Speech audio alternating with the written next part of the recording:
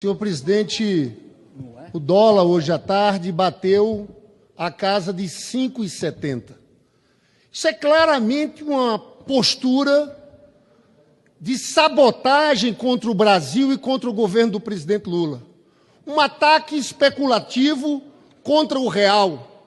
E eu chamo a atenção da responsabilidade do presidente do Banco Central, Roberto Campos Neto, porque ele tem que intervir no mercado de câmbio. Você sabe que o Roberto Campos Neto, no governo Bolsonaro, ele vendeu 70 bilhões de dólares das reservas cambiais para intervir no câmbio. E agora está de braços cruzados. Eles querem comprar uma crise. É isso que está acontecendo. Não faz sentido. O Brasil tem 350 bi de dólares de reservas cambiais. Ele podia fazer swap cambial. E ele sabe que o dólar alto pode puxar a inflação. É o compromisso maior do Banco Central, a estabilidade monetária. Mas eu quero chamar a atenção, senhor presidente, que é uma ação deliberada. Veja bem, não há motivo para eles estarem fazendo esse processo. Porque, veja, vamos para os números da economia. A inflação chegou a 12% em abril de 2022 no governo do Bolsonaro. No ano passado, caiu para 4,62%. Agora, no acumulado de 12 meses, está em 3,93%. Eles pararam de baixar a taxa de juros. Eu quero falar dos números reais da economia. Vamos lá. Taxa de desemprego. Nós atingimos nesse último trimestre de maio a menor taxa desde 2014, com 7,1%. Criamos de janeiro a maio 1 milhão de empregos a mais. No ano passado tinha sido 2,9 milhões de empregos. A renda domiciliar per capita teve alta de 11,5%. A renda do trabalho dos brasileiros teve alta de 11,7%. O aumento do salário mínimo real chegou a 6% em 2 anos, com a retomada da política de valorização do salário mínimo. Isso tem um impacto também na Previdência, no benefício de prestação continuada.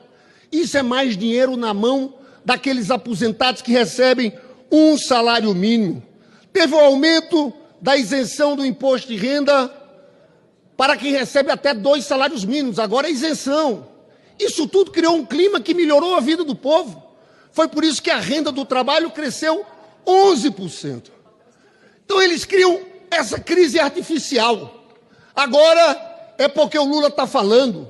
Engraçado, Roberto Campos Neto, deputado, não para de falar. Agora o presidente Lula não pode falar, não pode ter opinião. E alegam o risco fiscal. Olha, esse pessoal da Faria Lima, eu sempre fui contra fazer média com essa turma, porque essa turma não tem limite. Eles são insaciáveis. Apesar de todo o esforço do governo nessa área fiscal, você está vendo, deputado, como o orçamento está apertado, porque o orçamento já surgiu apertado, eles querem mais, eles querem desestabilizar o governo do presidente Lula. Não vão conseguir, porque os números reais da economia vão se impor. Agora é importante, e eu chamo a atenção desse parlamento, que haja uma reação, porque é claramente uma política, volto a dizer, de sabotagem. Esse Roberto Campos Neto trabalha para o governo Lula dar errado.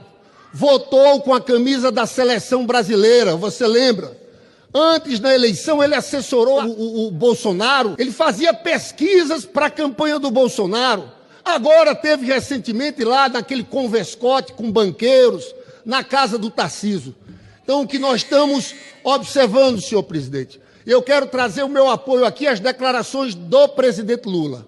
É uma ação orquestrada por parte do mercado financeiro, estimulada por esse presidente do Banco Central. E o presidente Lula foi muito bem, porque, veja bem, sabe quanto pagamos de juros nos últimos 12 meses, por causa dessa política do senhor Roberto Campos Neto? 790 bi. Sabe quanto tem de isenções, desonerações? 540 bi. E esse pessoal da Faria Lima tem coragem de defender a desvinculação do salário mínimo da aposentadoria, do BPC, aquele aposentado que ganha um salário mínimo. Nós não vamos aceitar, o presidente Lula está certo, a desvinculação do salário mínimo da Previdência e nem mexer nos pisos constitucionais da saúde e da educação. Muito obrigado, senhor presidente.